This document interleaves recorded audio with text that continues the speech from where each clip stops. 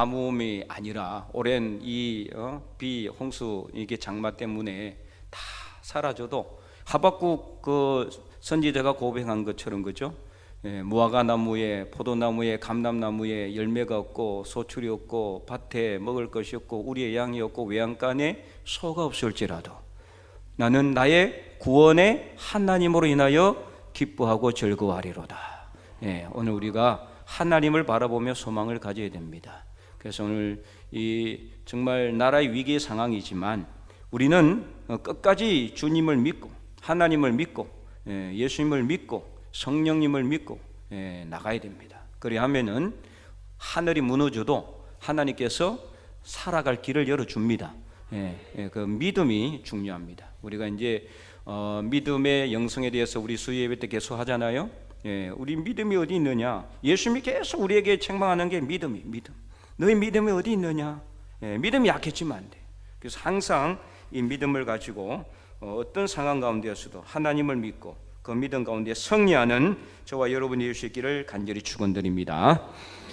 오늘 본문은 이제 제사장이 지켜야 될 규례에 관련된 말씀이에요.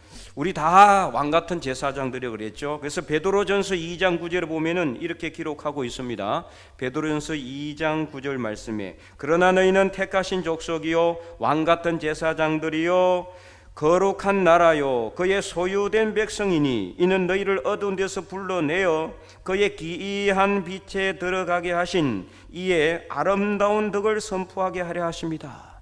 자, 그래서 우리가 어떤 사람이라고요? 왕같은 제사장들이다. 왕같은 제사장들. 이렇게 우리를 어두운 데서 불러내서 하나님의 기이한 빛, 아주 신비스럽고 우리가 행언할 수 없고 우리가 이해할 수 없는 그 구원의 빛으로 들어가게 하신 이유는 무엇이냐? 오늘 우리로 하여금 우리를 불러내신 하나님의 아름다운 덕을, 하나님의 그 사랑을, 하나님의 그 크신 구원의 은혜를 다른 사람들에게 전하게 하려 하심이라는 거예요. 결국에는 우리가 받은 구원의 은혜, 이것을 여러 다른 사람들한테 나누고 전하고, 이것이 바로 오늘 우리가 해야 될 일이다. 그래서 오늘 우리는 다 제사장들 같은 사람, 제사장이라고 해서 딱 폼 잡고 이렇게 서 있는 것만이 아니라 이 하나님의 아름다운 덕을 선포하는 삶을 살아야 돼요. 이게 결론이에요.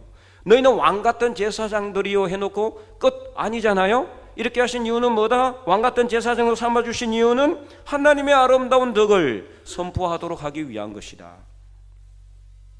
그래서 오늘 우리가 이 왕같은 제사장들이라는 사실을 깨닫고 제사장으로서 오늘 우리가 어떤 삶을 살아야 되냐. 자, 10절 오늘 11절 12절까지 읽었지만은 간단한 말씀이에요. 10절에 보니까 그 예복을 입은 대제사장은 그의 머리를 풀지 말고 옷을 찢지 말라라고 명령하고 있어요. 이거는 뭐 마치 회개하지 말라는 것처럼 보이기도 합니다. 왜냐하면 회개하면 머리털을 찢고 머리를 풀고 옷을 찢고 그러니까요.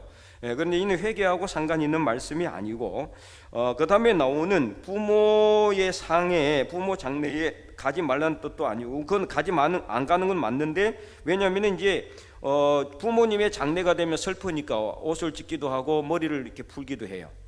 그러나 이제 그것도 아니에요. 여기서 말하는 것은 제사장은 제사장으로서의 분명한 어떤 자세를 가져야 된다는 것을 말하고, 제사장이 머리를 풀어 헤치고 옷도 막 이렇게 제대로 갖추어지지 않는 옷을 입고 쓸 수 없잖아요. 제가 주일에 이렇게 어쨌든 간에 특별 예배가 있는 경우나 아니면 어떤 예식이 있을 경우에는 저도 뭘 입어요?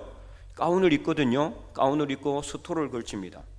그리고 또 주일 예배 때는 이렇게 제가 어쨌든 간에 최대한 양복 이걸 입고 넥타이를 메고 또 이렇게 와이셔츠를 입습니다. 어떻게 보면 이제 간복이라고 할 수 있는데, 이렇게 저는 넥타이 매면 억수로 불편해요. 사실은 목이 이렇게 쫄리니까. 그래도 입는 이유는 뭐냐? 내가 이걸 입음으로 인해 가지고 나는 하나님이 세우신 제사장이라는 그런 것을 내가 그 직분을 제가 늘 생각하는 거예요. 그래서 이 넥타이가 내 목을 채우는 것이 아니라 이 넥타이를 통해서 이 옷을 통해서 나는 제사장으로서의 역할을 감당하겠다라는 그런 어떤 내 마음의 결단을 하는 거란 말이에요. 그러니까 이제 우리가 거룩한 제사장으로 하나님께서 우리를 부르셨다면은 우리는 제사장의 직분에 맞는 삶을 살아야 된다는 것을 말하고 있어요. 10절 말씀에 예복을 입은 대제사장은 그의 머리를 풀지 말고, 그 예복을 입었기 때문에 예복에 걸맞는 자세를 해야 되는 거죠. 예복을 입고는 막 자기 마음대로 막 이리저리 할개치고 돌아다닐 수는 없는 거 아니에요? 그래서 예복은 뭘 의미합니까? 바로 그 사람의 신분을 의미한다 그랬잖아요. 그 사람의 행동을 의미해요. 옷을 입고, 이게 작업복 입고 있는 사람은 옷을 일을 하지만은 이렇게 예복을 입은 사람은 그에 맞는 삶을 살아야 된다는 것을 말하는 거예요. 자, 그래서 10절의 내용과 함께 11절 말씀에도 어떤 시체든지 가까이 하지 말라 그랬어요. 그런데 그 시체가 누구에게 해당됩니까? 부모에게도 해당돼요. 그러니까 대제사장은요, 자기 부모님의 장례식에 참석할 수 있다 없다? 참여할 수 없었어요. 그럼 어떻게 했느냐? 12절을 보시기 바랍니다. 그 성소에서 어떻게 해라? 나오지 말라 그랬어요. 성소를 떠나지 않는 예배자가 되라는 거예요. 성소에서 떠나지 말고 그의 하나님의 성소를 속되게 하지 말라고 말씀하고 있어요. 그렇게 만약에 성소에 나와서 시체에 가까이 하게 되면은 하나님을 어떻게 해요? 더러워지게 한다. 이게 하나님을 더러워지게 하게 하면 되겠어요? 안 되는 거죠.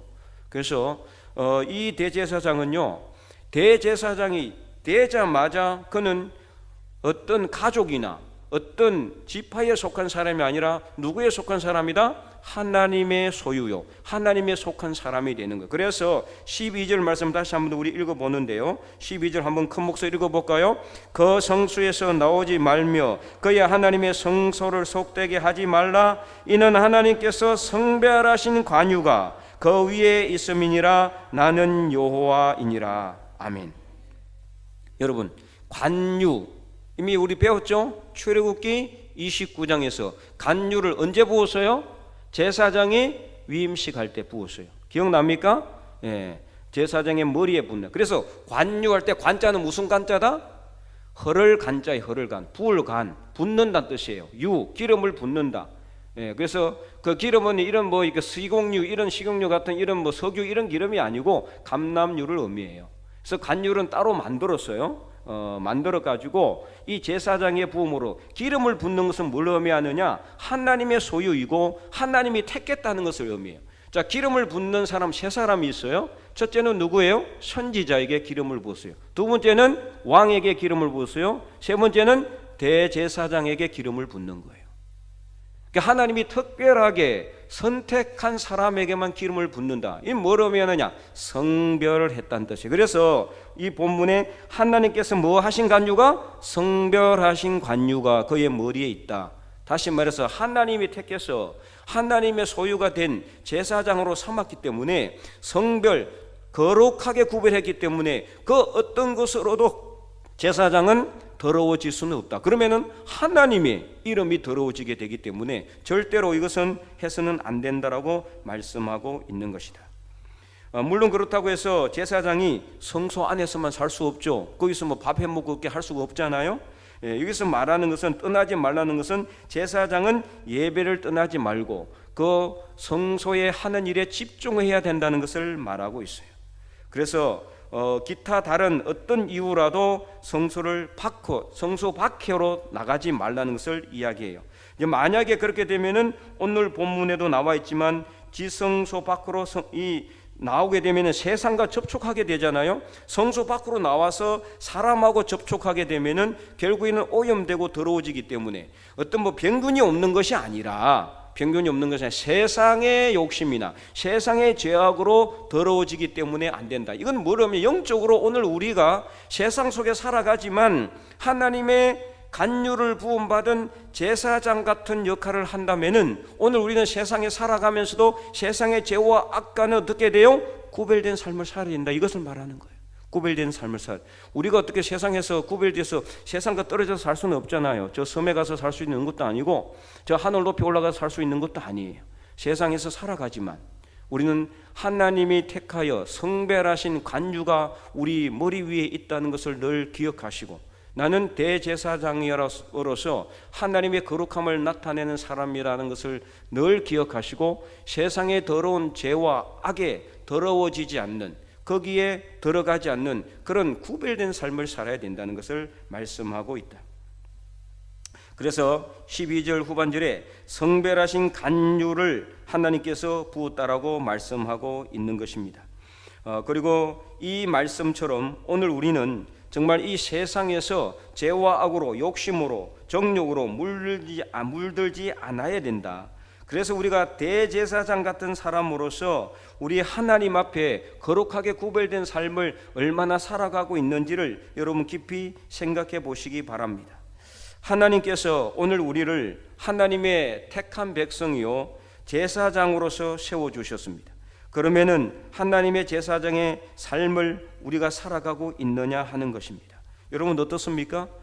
정말 제사장 같은 삶을 살아가고 있는지, 내가 정말 거룩하게 구별된 삶을 살아가고 있는지, 세상의 모든 악과 더러운 죄와 어떤 욕심으로부터 내가 구별된 삶을 살아가고 있는지, 이것을 깊이 기억해 보시고 생각해 보시기 바랍니다. 목사님만 뭐 거룩한 제사장이라 이게 아니에요. 여러분도 다 베드로전서 2장에 말씀하고 있죠. 그러므로 너희는 왕같은 제사장들이요 그의 거룩한 백성이라고 그랬잖아요. 하나님의 백성이요 하나님의 왕같은 제사장으로 우리를 세워주시고, 우리가 예수님을 믿는 순간 우리 모두는 다 하나님의 거룩한 제사장, 왕같은 제사장으로서 직분을 받은 거랑 마찬가지예요. 저는 공적으로 직분을 받았지만 여러분은 영적으로 하나님께서 직분을 주셨단 말이에요. 그렇기 때문에 이런 성소를 떠나지 않는 삶을 살아야 된다. 이것은 바로 거룩한 삶을 산다라는 것을 의미해요. 그래서 성별, 구별이라는 뜻이 바로 세상과 구별을 의미한다 그랬잖아요. 그래서 레위기 말씀에 하나님께서 거룩한가 이 거룩하지 않는 것, 부정한 것을 구별할 때, 특별히 이제 짐승들 구별할 때 그 쪽발이 되는 것은 먹을 수 있고 책임질 하는 이 것은 먹을 수 있다고 하는 것에서 이 쪽발이 뭐를 의미한다 그랬어요? 구별을 의미한다 그랬잖아요. 구별. 예, 차별이 아니에요. 오늘 오전에 말씀한 것처럼 우리가 포괄적 차별금지법, 우리는 차별하지 않습니다. 우리는 세상 안 믿는 사람 차별하는 거 아니에요. 그 사람은 당신 예수님 안 믿으니까 교회 안 나오니까 너는 안 돼, 이렇게 하지 않아요. 이건 차별이에요. 그죠? 예, 당신은 예수님 안 믿으니까 우리 교회 들어오지 마, 이건 차별이거든요. 그런데 구별은 뭐냐? 그 사람들과 같이 밥을 먹고 식사를 하고 교제를 하되 그 사람들처럼 세상의 정욕과 욕심을 가지고 살아가지 않는, 이게 바로 구별이란 말이에요. 쉽지 않아요. 왜냐? 나 혼자 사는 게 아니잖아요. 나 혼자만 예수님을 믿는 것도 아니지만은 또 다 예수님을 믿는 것도 아니기 때문에 참 내가 이 세상 속에서 직장 생활을 하면서 내 친구들 만나면서 이 내가 구별된 삶을 산다는 게 정말 힘들고 쉽지 않은 일입니다. 괜히 또 내가 그렇게 이야기했다가 따돌림 받지는 않을까, 또는 혹은 이제 그들에게 거절당하지 않을까. 너는 뭐 술도 안 마시고 담배도 안 피우고 뭐 재미도 없으니까 너 우리 모임에 들어오지 마라, 이렇게 하는 경우도 있거든요. 재미없다고. 예. 교회 다니니까 아예 처음부터 그냥 빼놔버리고 놀러 갈 때도 딱 빼고 자기들끼리 가고, 이런 경우 있어요. 소외당하고. 그래서 뭐 어떤 대화하거나 모임할 때도 자기 끼워주지도 않고, 예, 이렇게 이제 밖에 빼내는 거죠. 그런 경우 참 많습니다. 저도 이전에 직장 생활을 저는 오랫동안 했기 때문에 그런 경우를 많이 경험을 했습니다.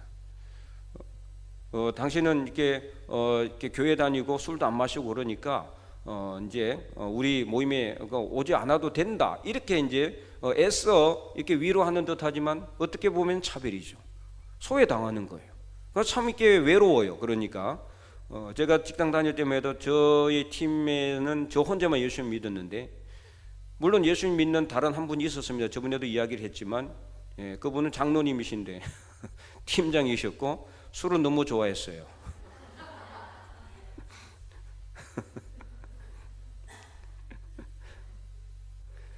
물론 그분이 뭐 어떤 뭐 이렇게 막 이상한 나쁜 짓을 하고 그러지는 않았습니다. 사람은 참 좋았고 참 인품이 좋았는데 하나의 딱 문제가 술을 너무 좋아하는 거예요. 나한테 내가 이제 술을 이렇게 이제 회식을 하면은 그놈의 연구소는 왜 이렇게 회식을 자주 하는지 맨날 연구는 안 하고, 회식 자리에 가면은 술을 거네요. 야, 안 마신다 그러면은 나를 언젠가 한 번은 뒤로 데려가지고 내가 그때 이제 그 주임이었는데, 김주임, 이 술 안 마시면 여기서 절대로 올라가지 못한다. 그때마다 술 문화가 뭐 완전히 직장 문화였거든요. 그렇게 그 장로님께서 저를 불러가지고 술을 마시라는 뜻이죠. 그러니까 분위기 맞추라는 거예요. 분위기 깨지 말고. 참 쉽지 않았습니다. 그래가지고 그 다음날 이제 나는 일체만 밥 먹고 이제 집에 가면은 그 다음날 이제 그 사무실에 들어가면은 자기들끼리 모여가지고 어제 그 2차 3차 때 있었던 재미난 이야기들을 막 쏟아내면서 나는 들어갈 수가 없어요. 거기에 그냥 나는 자리에 앉아서 뭐 쳐다보고 자기들끼리 그래놓고 나 반나절 동안 커피 마시면서 이렇게 자기들끼리 수다를 떨고 있어요. 일은 안 하고 점심 먹고 또 와서 또 어제 있었던 재미있는 이야기는 나는 끼워주지도 않고 자기들끼리. 참 외롭고 소외되고 고독한. 근데 나중에 하나님이 한 방에 해결해 주셨어요. 그건 나중에 이야기 드리고. 어쨌든 간에 이렇게 세상 속에서 이 구별된 삶을 산다는 거 정말 어려워요. 그럼 마치 너무 편해는 것 같고, 야, 뭐 교회 다닌다고 뭐 편해냐 이렇게 이제 또 막 공격을 해요. 그래서 참 이게 쉽지 않는 그런 어떤 우리가 세상에서 구별된 삶을 산다는 게, 그래서 저는 그 아픔과 그 어려움을 너무 잘 알죠. 제가 직장생활을 했고 또 그런 것을 많이 경험해 봤기 때문에 참 이게 쉽지 않은 것이다. 말만 해서 되는 게 아니거든요. 그래서 오늘 아까 우리가 특송한 것처럼 장로님들 믿음이 있어야 돼요. 믿음. 어떤 믿음이 있어야 되느냐? 다 나를 다 소외시키고 나를 다 따돌림해도 나는 누가 있다? 하나님이 있다. 하나님 있다. 내가 그래서 그 하나님을 바라보고 믿고 끝까지 내가 믿음을 지켰을 때 하나님이 한 방에 모든 문제 다 해결해 줬어요. 그 다음부터는 회식 자리에 가면은 우리 김인태 씨는 술을 안 마시니까 콜라나 사이다를 시켜주세요. 그래가지고 직접 사이다를 딱 갖다 줘요, 앞에. 그래서 술을 안 마셔도 될 수 있도록. 그렇게 하나님이 어떻게 하신다? 승리하는 길로 바꿔주신다. 승리하는 길로. 그전에는 몰래 숨어서 이렇게 잠받아가지고 밑에 버리고 마시는 척하고 그러다가 도저히 안 되겠어. 난 술을 안 마시겠다.